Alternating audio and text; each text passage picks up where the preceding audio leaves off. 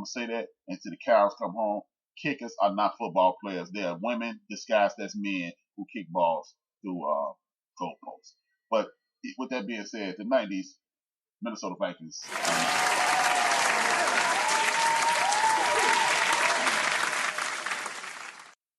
The Eagles.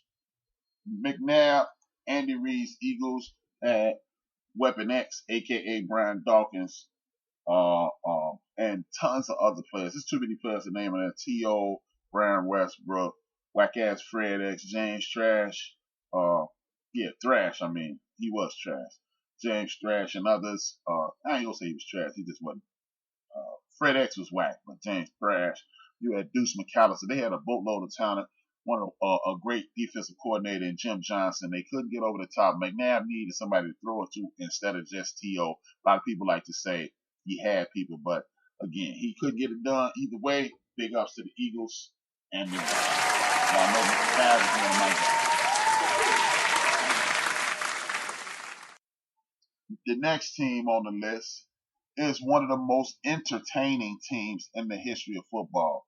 You had Wes Chandler, John Jefferson, the great Charlie Joyner, which people don't talk about him enough. You had arguably the greatest top 3 tight end ever, and Kellen Winslow Sr. You had Chuck Muncie. Backing him up was the great James Brooks. You had the great Dan Fouts throwing the ball around. They called it Air Coryell. Back in, y'all had to bring up my Vikings. Oh yeah, this teams that couldn't get over the top. You got 2 teams on here, RC, the 90s and the 70s. But the San Diego Chargers didn't have a defense pick it up. This is why you don't look at stats to determine if somebody's good or not. Believe it or not, 2 or 3 of those years they had terrible defenses, but they led the league in sacks. Listen to that. They had bad defenses, but they led the league in sacks. When you lead the league in sacks, it means nothing. You just knock down the quarterback a bunch of times, and the back end of your defense is trash. But with that being said, the San Diego Chargers of the 80s with Jefferson, Chandler, Joyner, Winslow, Fouts, Muncie, Brooks.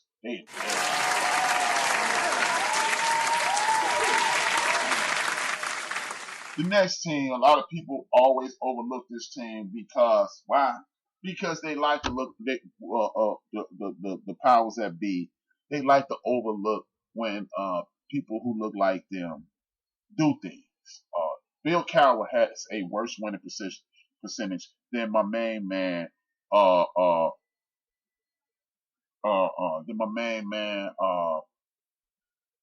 his name? Mike Tomlin. He has a worse winning percentage. He went to the same amount of Super Bowls. He had some losing seasons. That's how he eventually got Ben Roethlisberger. But this dude, I mean, I have nothing disparaging to say about Bill Cowher. By and large, he was a winner.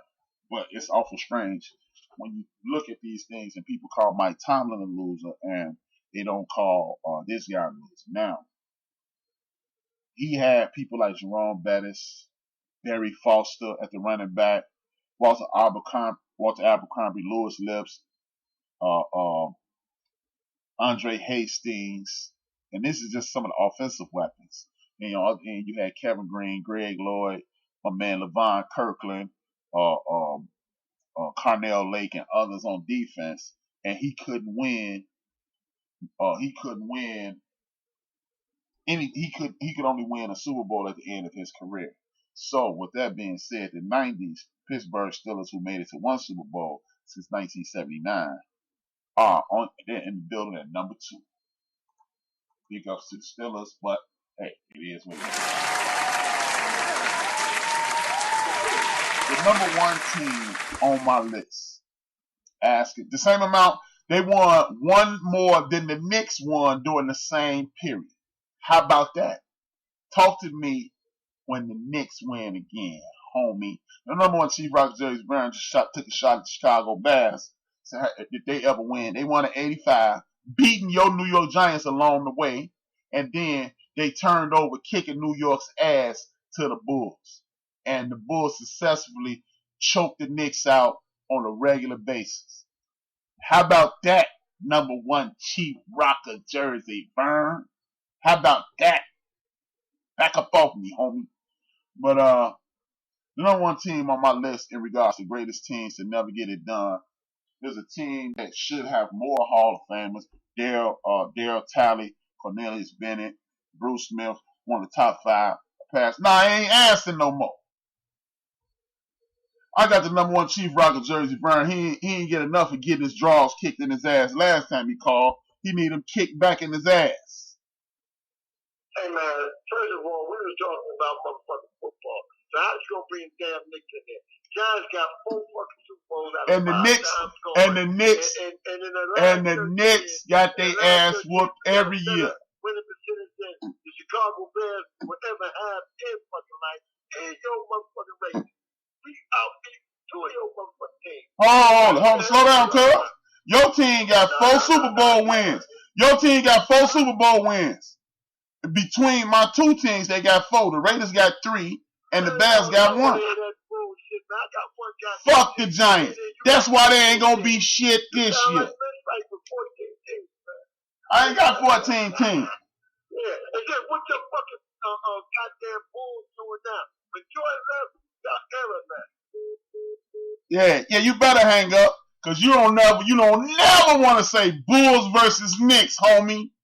That was the number one Chief Rocker Jersey Vern. Hung up the phone cause he was scared. Cause anytime you say, "Hey man, Chief, did the Knicks ever beat the Bulls in the playoffs?" Just so very many ways for me to say this to you. Never, not in a million years, absolutely not. No way, Jose, no chance, Lance, yet, negatory, nah, and of course my own personal favorite of all time, man falling off of a cliff. No!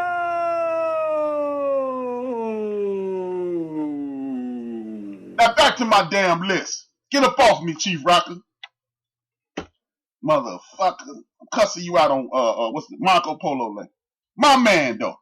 But anyway, the number one team on this list they should have more Hall of Famers. Bennett should be in the Hall of Fame. Bennett should be in the Hall of Fame. Talley should be in the Hall of Fame. Bruce Smith is in the Hall of Fame. And on the other side, you got you had dudes in the Hall of Fame: Andre Reed, James Lofton, Jim Kelly, the great Thurman Thomas. The Bulls the Bills in the '90s were arguably one of the most talented teams. Well, not arguably, they were one of the most talented teams. If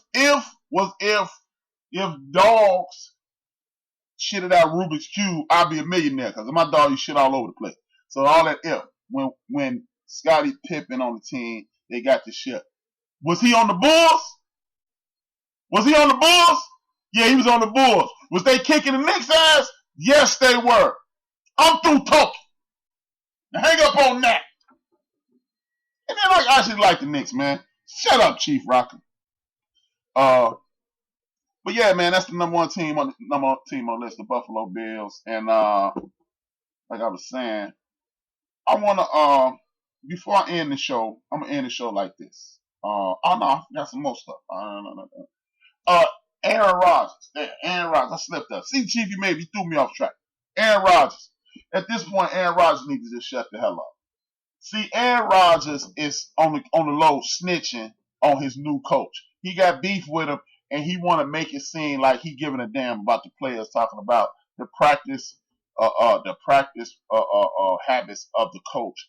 I don't like that, Aaron. You need to go on with your snitch ass. That's some nonsense. Now, the next one is Antonio Brown. Even though Antonio Brown and Aaron Rodgers are primarily the same player.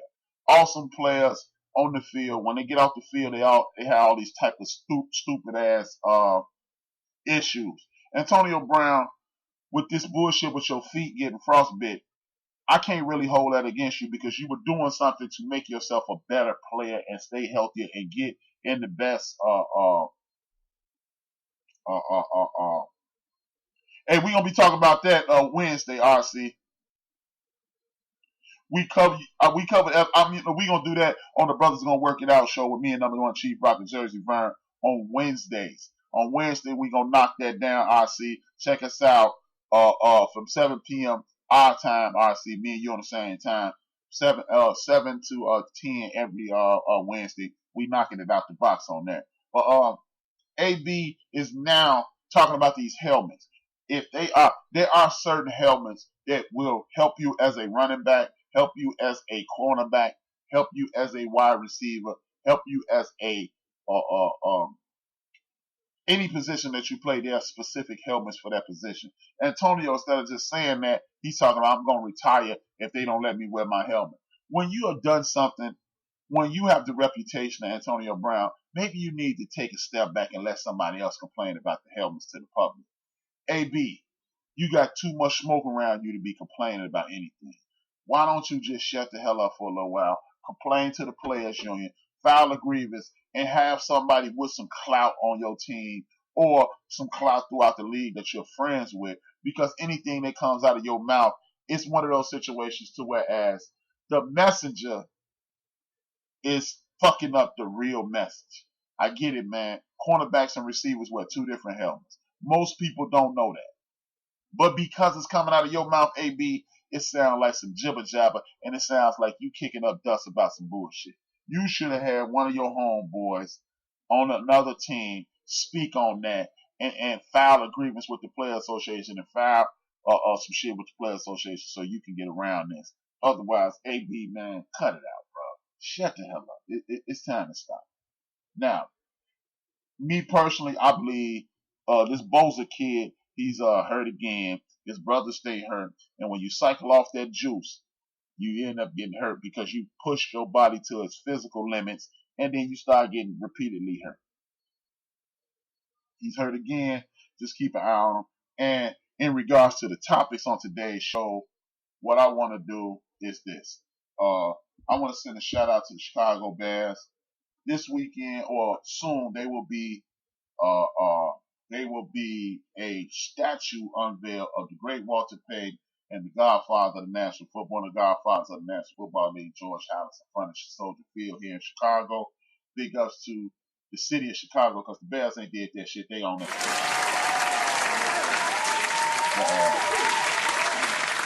Putting out a statue of the great Walter Payton, HBCU graduate, to confirm what I said earlier, and the great George Halas for helping create the National Football League. Before I end the show, I want to talk about this one thing. I am a big time sports fan. As you see, people who don't love sports don't do stuff like this. You saw the passion that me and Chief Rock were debating with earlier. It's all in fun. But I'm gonna tackle this, and I truly believe what I'm saying. When you watching the news, well, let me give you a little history. About 7 years ago, I watched Jamil Hill, Randy, I forgot his name. He used to be the defensive coordinator at the U, and a few other black and some white gentlemen and some white women have a roundtable discussion on ESPN. They had this psychologist on there, and the psychologist mentioned that people are programmed into racism. When you say certain things, it triggers racism, and they don't even realize it.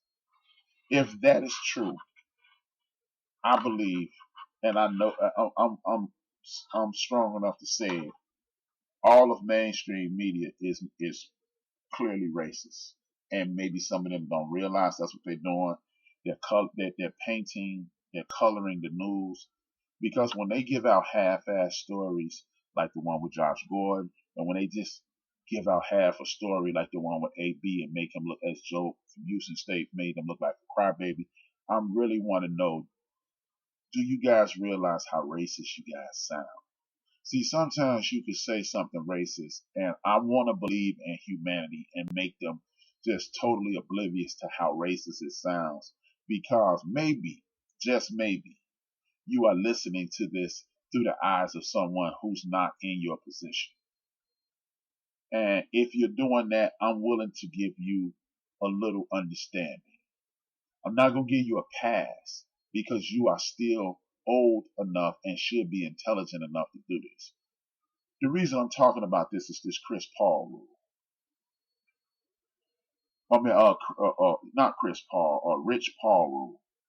Now all of a sudden, because LeBron James and Rich Paul are putting their footprint in the sports world, you have people like a guy who I respect,